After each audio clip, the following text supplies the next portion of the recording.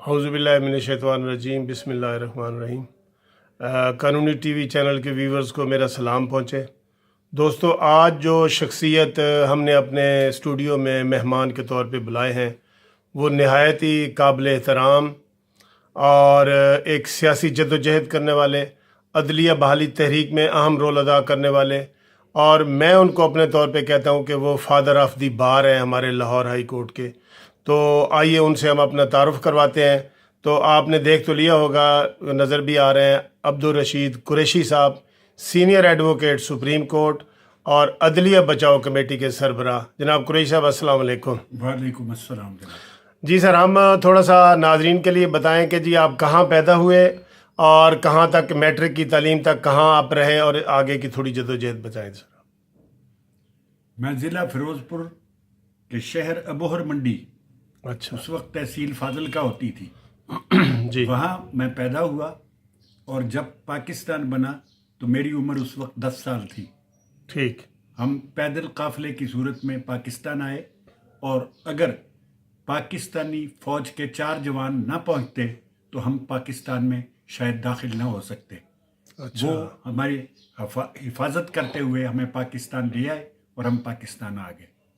بڑی اللہ تعالیٰ نے آپ پہ کرم کیا ہے کہ سر اپنی زندگی راستے میں میں نے جگہ جگہ لوگوں کی لاشیں دیکھی، نہروں میں لاشیں پھول گئی تھی، مکانات مسلمانوں کے جلے ہوئے تھے، اور آخری گاؤں مجھے یاد ہے، اس کا نام تھا پتریاں والی۔ جی، وہاں فوج نے اعلان کیا کہ جو لوگ گھروں سے باہر ہیں اور چھتوں پہ ہیں وہ سب اپنے اپنے مکانوں میں داخل ہو جائیں۔ جی، وہ داخل ہو گئے تو اس کے بعد فوج نے اعلان کیا کہ ہم پاکستانی فوج ہیں اور پاکستان کی طرف جا رہے ہیں، اگر کوئی مسلمان بچا کچا ہے تو آ جائے۔ جی، تھوڑی سی دیر کے بعد ایک خاندان وہاں نکلا، انہوں نے ایک بھینس پہ سامان لدا ہوا تھا، جی، اور اس پہ وہ 8 یا 10 افراد تھے، وہ قافلے میں شامل ہو گئے۔ ٹھیک، ویری گڈ۔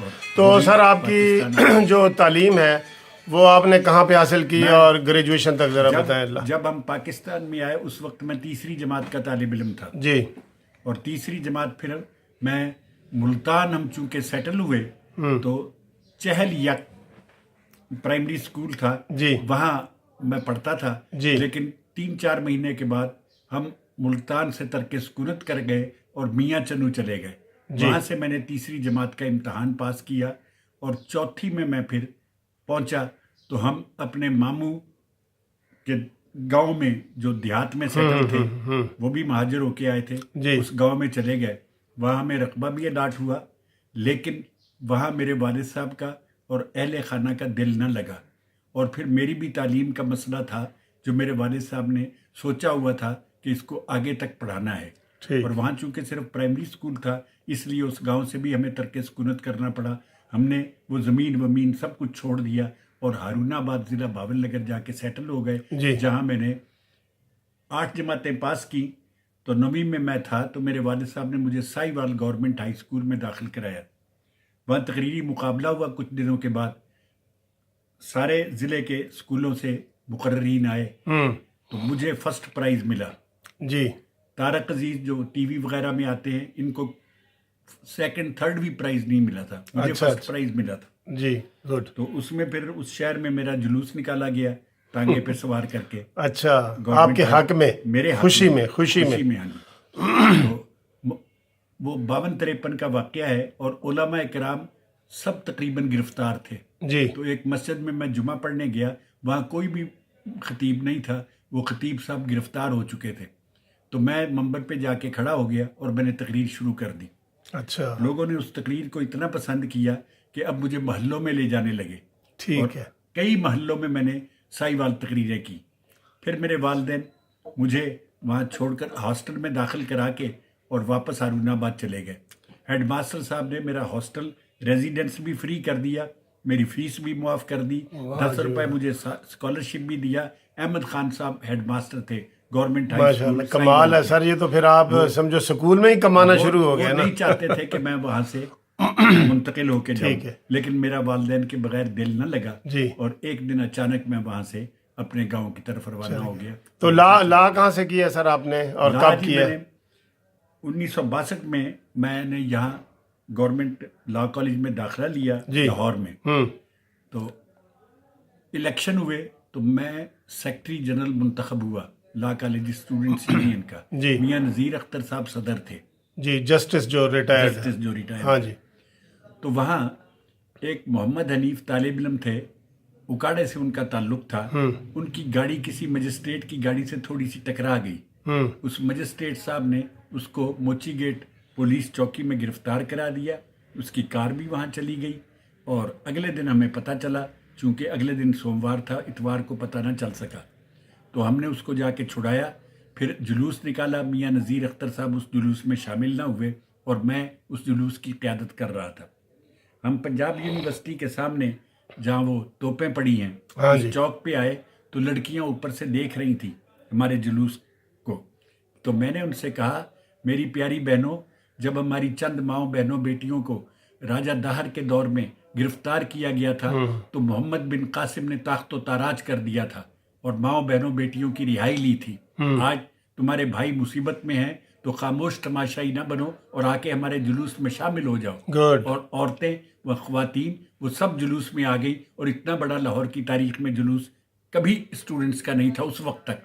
جی جی جی جی گڈ. شام کو ابرار صاحب تھے یہاں ڈی ایس پی, سارے لاہور میں ایک ہی ڈی ایس پی ہوتا تھا اس وقت. وہ میرے ایک دوست کو لے کے آئے, مرزا حیدر علی میرے دوست تھے, مصطفیٰ کمال پاشا میرے دوست تھے, وہ چیئرمین تھے موچی گیٹ کی یونین کونسل یونین کمیٹی سے. انہوں نے مجھے کہا ابرار صاحب نے کہ جی آپ یہ اسٹرائک جو ہے یہ ختم کر دیں اور آپ کو حکومت فی الفور سرکاری خرچے پہ انگلینڈ بھیج دے گی, وہاں سے آپ باہر اطلاع کر کے آئیں. میں نے کہا جی میرا کوئی ارادہ نہیں, یہ پروگرام وہ سیاسی رشوت دینا چاہتے تھے, جو بھی کرنا چاہتے تھے یہ ان کا بار, میں نے اسے قبول نہیں کیا. اور اگلے دن پھر مجھے یہاں سے ایکسپیل کر دیا گیا. میں پھر کراچی چلا گیا, کراچی جا کے میں نے وہاں لا کیا. میرا 1 سال ضائع ہو گیا. ٹھیک. تو سر آپ کی گرم تقریریں لاہور ہائی کورٹ میں بڑی مشہور ہیں. ان تقریروں کی وجہ سے آپ کتنی دفعہ جیل میں گئے ہیں؟ ہاں جی, میری 1 دن کی جیل بھی ہے, ہاں جی, 1 سال کی قید بھی ہے. اچھا, اور ٹوٹل 25 مرتبہ بنتا ہے. 25 مرتبہ بنتا ہے. تو یہ سارا سیاسی جی. پہلی دفعہ ایوب خان کے دور میں گیا جب میں طالب علم تھا. دوسری دفعہ میں بھٹو صاحب کے دور میں گیا, اور بھٹو صاحب کے دور میں پھر مسلسل جاتا رہا. 9 مرتبہ گرفتار ہوا. 16 MP کے تحت پرچہ ہوتا تھا اور گرفتار کر لیتے تھے. یہ اس کے بعد ضیاء الحق صاحب کا دور آ گیا. ضیاء الحق صاحب کے دور میں 13 مرتبہ گرفتار ہوا. اس کے بعد پرویز مشرف کا دور آ گیا. پرویز مشرف کے دور میں 2 مرتبہ گرفتار ہوا تھا. ان گرفتاریوں میں بعض اوقات 1 دن کے بعد مجھے رہا کر دیتے تھے اور بعض اوقات 6 تو یہ سر نواز شریف کے دور میں بھی آپ گرفتار ہوئے ہیں؟ تو نواز شریف تو ضیاء الحق صاحب کو کے حمایتی تھے غیر مشروط طور پہ. تو یہ تو 79-80 میں ان کے ساتھ شامل ہوئے. جی نہیں, جب یہ وزیر اعظم بنے اس دور میں گرفتار ہوئے کبھی آپ؟ میں نے سن سارے بتا دیے ہیں آپ. یعنی ٹھیک ہے. تو آپ سر یہ نہیں سمجھتے کہ سیاسی طور پہ موجودہ دور پچھلے دور سے اچھا ہے کہ اب سیاسی گرفتاریاں نہیں ہوتی اور آزادیاں ہیں اور تھوڑا احترام کیا جاتا ہے, یہ آپ کہہ سکتے ہیں؟ اب بات یہ ہے اب ہمارے پاس دھرا ہی کیا ہے, نہ رخت جادہ نہ زاد منزل, جو رہزنوں سے بچا لیا تھا وہ رہنماؤں کے کام آیا. سیاسی کارکن جو ہیں وہ تو پٹ چکے ہیں اس ملک میں. وہ چکی کے 2 پارٹوں میں ان کو پیس دیا گیا ہے. اور سیاسی کارکنان تو صرف جیل میں جاتے ہیں, ریل میں کاروں والے, گاڑیاں والے لاکھ پتی کروڑ پتی جاتے ہیں. اور آج کل تو الیکشن کروڑوں سے کم لڑائی نہیں جا سکتا. بالکل صحیح. اس لیے موجودہ نظام کو میں کنڈم کرتا ہوں, اور یہ نظام حقیقتاً ناکام ہو چکا ہے, کیونکہ موجودہ اسمبلیوں میں نہ کوئی مزدور ہے, نہ کوئی کاریگر ہے, نہ کوئی ریڑھی لگانے والا ہے, نہ کوئی پھل فروش ہے, نہ عام وکیل ہے, نہ وکیل کا کوئی منشی ہے. تو یہ اسمبلیاں عوام کی اسمبلیاں کیسے ہو سکتی ہیں؟ تو سر کروڑ پتی افراد کی اسمبلیاں ہیں. یہ تو آپ کی ماشاءاللہ کروڑ پتی افراد کبھی عوام کے نمائندے نہیں ہو سکتے. اس لیے عوام کی حکومت نہیں ہے, اور اس حکومت کو برطرف کیا جائے, اور برطرف کر کے نیک اور دیانتدار افراد پر مشتمل ایک حکومت بنائی جائے جو سخت احتساب کرے اور پھر فیئر اینڈ فری الیکشن کرائے, اور کروڑ پتی لوگوں کو بالکل نہ بخشے. وہ ٹھیک ہے سر، یہ تو آپ کی سیاسی جدوجہد کے حوالے سے. سر میں یہ پوچھنا چاہ رہا ہوں، آپ سپریم کورٹ کے سینئر ایڈوکیٹ ہیں، کبھی آپ نے بار کا الیکشن لڑا ہے خود؟ میں 1982 میں مجھے 1 سال قید ہو گئی. ڈسٹرکٹ بار میں نے خطاب کیا تھا اور بھی کئی لوگوں نے کیا، ٹھیک ہے. لیکن مجھ پہ پرچہ ہو گیا اور میجر صاحب نے مجھے 1 سال قید بمشقت کر دی. تو ستمبر اکتوبر میں وکلا کا ایک وفد میرے پاس گیا. اس وقت میں کیمپ جیل لاہور میں تھا. وہ مجھے ملے اور کہنے لگے ہم تجھے صدارتی امیدوار کھڑا کر رہے ہیں لاہور ہائی کورٹ بار کا. میں نے کہا بھائی میں تو اس وقت جیل میں ہوں، میں کیا کہہ سکتا ہوں. انہوں نے آ کے باہر اعلان کر دیا. اچھا. حالانکہ میں 80 میں آیا تھا یہاں، دسمبر 79 یعنی 80 میں شفٹ ہوا تھا. ٹھیک ہے. اور 2 سال ہی ہوئے تھے آئے ہوئے، اور وہ بھی 2 سال 6 مہینے تو 81 میں نظر بندی میں گزرے، وہ بھی جیل میں گزرے. تو آپ پھر لڑے الیکشن سر؟ تو الیکشن انہوں نے کھڑا کر دیا اور مجھے کہا کہ تم نے بیٹھنا نہیں ہے. میں کھڑا ہو گیا جی الیکشن. اس کے بعد مجھے پیشکش ہوئی افضل حیدر صاحب اور راجہ افراسیاب صاحب، جی جسٹس، ہم 3 امیدوار رہ گئے اور مجھے ایک امیدوار کی طرف سے پیشکش ہوئی کہ تم بولو، تمہارے پاس مکان نہیں ہے، ہم مکان خرید دیتے ہیں اور ان کے حق میں بیٹھ جاؤ. اچھا. میں نے کہا رشید کھڑا ہونے کے بعد بیٹھنا نہیں چاہتا. گڈ. مجھے پیشکش ہوئی، پیسوں کی پیشکش ہوئی. جی. ایک پولیس افسر میرا دوست تھا، اس کے ذریعے پیشکش ہوئی.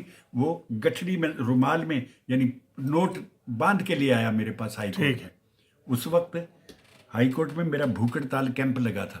5 وکلا گرفتار کر لیے گئے تھے. میں نے کہا کہ انہیں فوری طور پر رہا کیا جائے. ٹھیک ہے. تو وہ میری بھوک ہڑتال 11 دن رہی تھی، دن رات. ٹھیک ہے. تو سر وہ الیکشن کا رزلٹ کیا بنا؟ میرا 11 پاؤنڈ وزن کم ہوا اور 11ویں دن وہ 5 وکیل جو ہیں وہ رہا کر دیے گئے.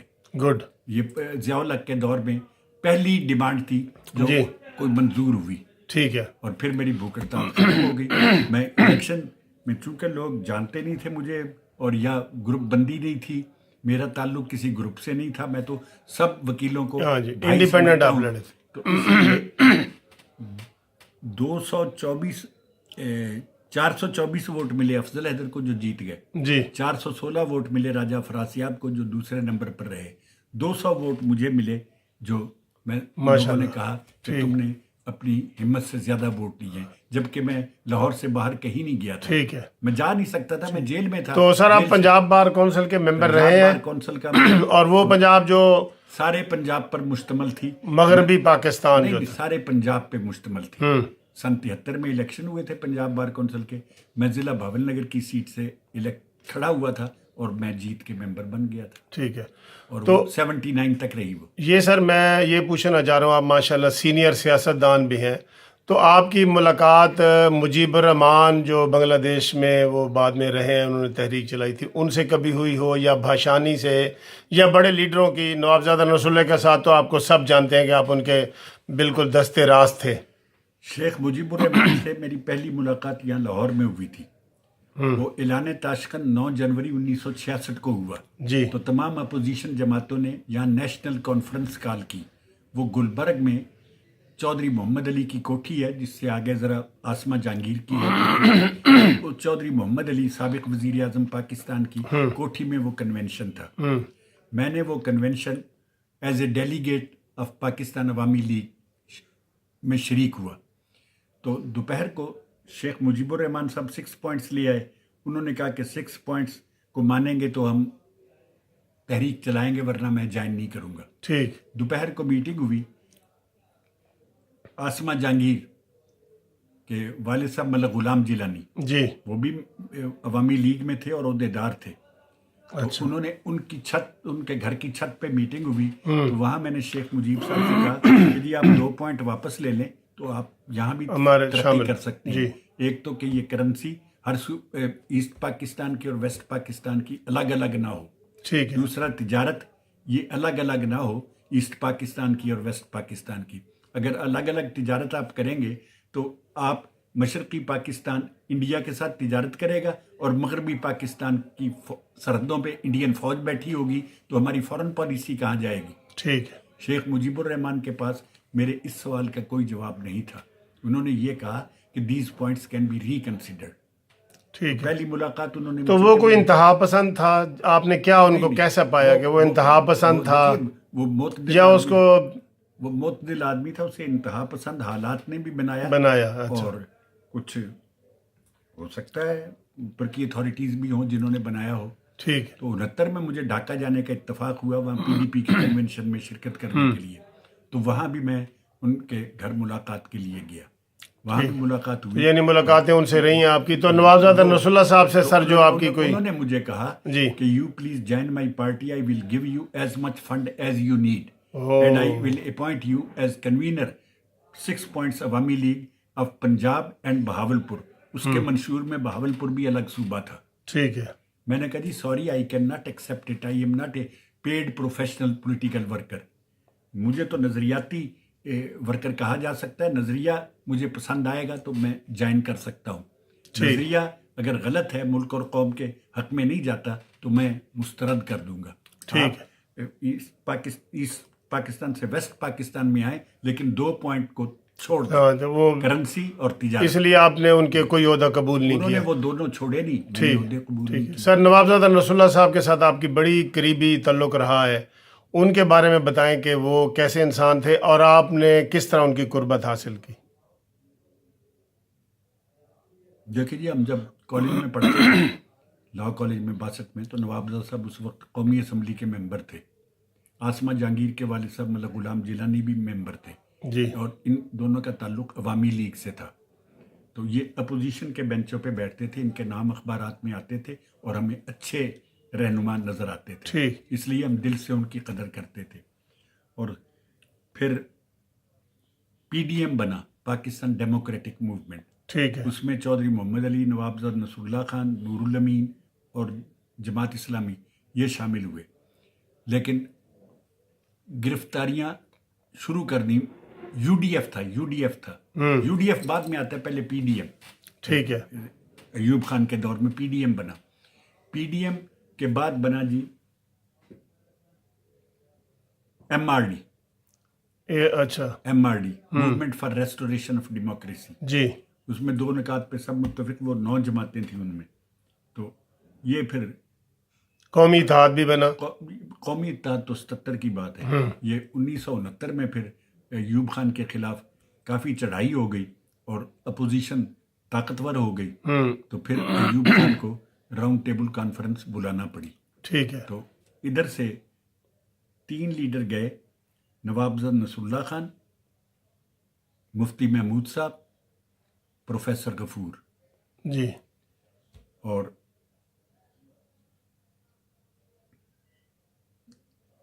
نوابزادہ صاحب نے یہ شرط عائد کی کہ جو گرفتار شدگان لوگ ہیں انہیں رہا کیا جائے. ٹھیک ہے. جس میں شیخ مجیب الرحمان کو بھی رہا کیا گیا اور اکبر بگٹی بھی اس وقت جیل میں تھے, ان کو بھی رہا کیا گیا. تو وہ اپنی پری کنڈیشنز منوا کے پھر گئے تھے. ٹھیک ہے. اور 2 پوائنٹ انہوں نے مان لیے تھے کہ بی ڈی سسٹم کی بجائے بالغ رائے دہندگی بنیاد پر انتخاب ہوگا, اور یہ فتح مند ہو کے آئے تھے. لیکن یحییٰ خان نے ماشاء اللہ پھر نافذ کر دیا. تو سر اب میں تھوڑا سا آپ کو عدلیہ بحالی کے حوالے سے کوئی سوال پوچھنا چاہتا ہوں. یہ جو آپ نے عدلیہ بحالی کمیٹی بنائی ہوئی ہے, آپ اس کے سربراہ ہیں, تو کیا یہ عدالتی امور کو آپ دیکھتے ہیں یا اس میں آپ کیا چیزیں دیکھتے ہیں, یہ کیوں آپ نے بنائی ہے عدلیہ بحالی؟ دسمبر سن 93 میں اس وقت سید سجاد علی شاہ صاحب چیف جسٹس تھے. ٹھیک ہے. ان پہ مسلم لیگ والوں نے حملہ کرایا, ان کے چیمبر پہ ان کو گالیاں دی گئیں اور چیمبر پہ چڑھائی کی گئی. ٹھیک ہے. تو وہ مجھے بہت مظلوم نظر آئے, اور میری سوچ یہ تھی کہ اگر پاکستان کا چیف جسٹس جو ہے محفوظ نہیں ہے کہ ملک کا کیا بنے گا. میں نے کہا کہ ان کو ملزموں کو گرفتار کیا جائے, انہیں قرار واقعی سزا دی جائے, اور سجاد علی شاہ صاحب کے مرتبے کو بحال کیا جائے. وہ تو خیر بحال ہو گئے اور ان کی عزت و توقیر میں بھی اضافہ ہوا. اس وقت میں نے عدلیہ بچاؤ کمیٹی بنائی تھی. پھر سجاد علی شاہ صاحب کو پتہ چلا تو انہوں نے مجھے ٹیلی فون پہ کہا کہ میں 16 فروری 1998 کو ریٹائر ہو رہا ہوں, اور میں اپنے گاؤں جانے کی بجائے سب سے پہلے لاہور آؤں گا. اچھا. تو وہ سب سے پہلے لاہور آئے 18 فروری کو 1998. ہم نے ان کا یہاں بڑا پرجوش استقبال کیا. کافی تعداد میں لوگ ایئرپورٹ چلے گئے. اس وقت یہ پرانی ایئرپورٹ تھی جی. تو ان کو جلوس کی صورت میں لے کے آئے. وہ بھی بہت خوش ہوئے. پھر مجھے انہوں نے ذمہ داری سونپی کہ اور بارز کو بھی ایڈریس کرنے کا بندوبست کیا جائے. چنانچہ میں نے ان کے لیے بندوبست کیا. شیخوپورہ گئے, وہ سیالکوٹ گئے, ڈسکا گئے, جھنگ گئے. آپ ان کے ساتھ تھے؟ فیصل آباد گئے, میں ان کے ساتھ. فیصل آباد گئے اور بھی کوئی ایک دو جگہ پہ گئے. جی. پھر انہوں نے پارٹی بنانے کا خیال ان کے دل میں آیا اور مجھے پھر انہوں نے کہا کراچی بلا کے. اچھا. میں گیا تو انہوں نے کہا دیکھو بھائی منشور تیار کر لو اور پارٹی کا نام ہم سجیسٹ کر لیں گے. میں یہ آ کے اعلان لاہور کروں گا. ٹھیک ہے. میں نے منشور وغیرہ تیار کر لیا اور ان کو ٹیلیفون کیا کہ آ جائیں جی جس دن آپ کا جی چاہے. لیکن وہ پھر پارٹی بنانے سے نہیں بنائی انہوں نے, مکمل طور پہ رضامندی کا اظہار نہ کر سکے. اس لیے وہ میری محنت یعنی کامیاب نہ ہو سکی اس سلسلے میں. ٹھیک ہے. تو آپ سر میں نے اکثر عدلیہ میں دیکھا ہے آپ نے تقریریں وغیرہ کرتے ہیں بار رومز وغیرہ میں. آپ شعر و شاعری بھی بہت اچھی کرتے ہیں. تو جو آپ کے جو مشہور شعر ہیں کوئی وہ آپ ہمیں آخر میں سنائیں. نہیں, میرا تو کوئی شعر نہیں. میں تو آپ جو سناتے ہیں نواب زادہ صاحب جی, کیونکہ ان کا شعر و شاعری سے ذوق بھی تھا ان کا اور خود بھی وہ شاعر تھے. انہوں نے اچھی غزلیں, لیکن وہ فارغ ہوتے تھے جب جیل میں جاتے تھے وہاں لکھتے تھے. تو جب 81 میں جیل میں تھے تو انہوں نے لکھا کب اشک بہانے سے کٹی ہے شب ہجراں, یا کوئی بلا صرف دعاؤں سے ٹلی ہے. دو حق و صداقت کی شہادت سر مقتل کہ یہی اس وقت کا فرمان جلی ہے. واہ واہ واہ, کیا انہوں بات. نے کہا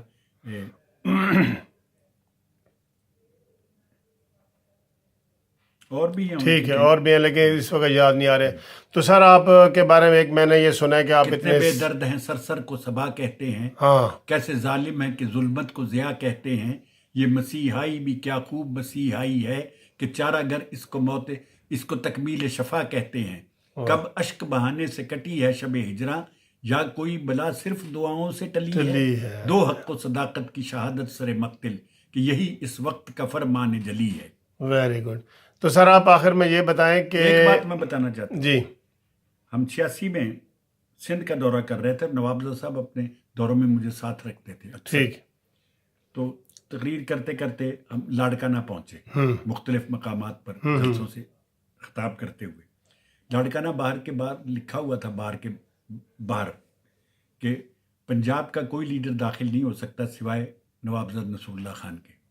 تو میں نے ایک وکیل سے, نوابزادہ صاحب تقریر کر رہے تھے تو میں نے ایک وکیل سے پوچھا کہ یہ کیا ہے. اس نے کہا جی صرف یہ پنجاب کے لیڈر تھے جو بھٹو کی سزائے موت کے خلاف تھے, باقی سب بھٹو کی سزائے موت کے حامی تھے, اس لیے ہم نے یہ لکھا ہے. ٹھیک ہے. چنانچہ ان کا بڑا شاندار استقبال ہوا. تو آپ ماشاءاللہ جی بڑی دیانتداری سے وکالت کرتے رہے ہیں. آپ کے بیٹے بھی وکیل ہیں. تو میں نے یہ سنا ہے کہ آپ ابھی بھی کرائے کے گھر میں رہتے ہیں. ہاں جی, میرے پاس ایک پلاٹ تھا اسلام آباد, وہ بک گیا. ایک میں نے یہاں کوٹھی بنائی تھی پیسے پوسے جوڑ کے, تو وہ 4 لاکھ میں بک گئی, جو میرے خیال 3-4 کروڑ کی ہے. 2 میرے مکان تھے ہارون آباد, وہ بک گئے. اب میری پاکستان. تو یہ سر کیوں بک گئے؟ یہ سیاست کی نظر ہو گئے؟ میں جیل چلا جاتا تھا اور جب واپس آتا تھا تو اپنی بیوی سے پوچھتا تھا کتنے پیسے ہیں, 200-400 روپے, تو ایک میں چیز فروخت کر دیتا تھا. ٹھیک ہے. وہ نواب زادہ صاحب کی یہ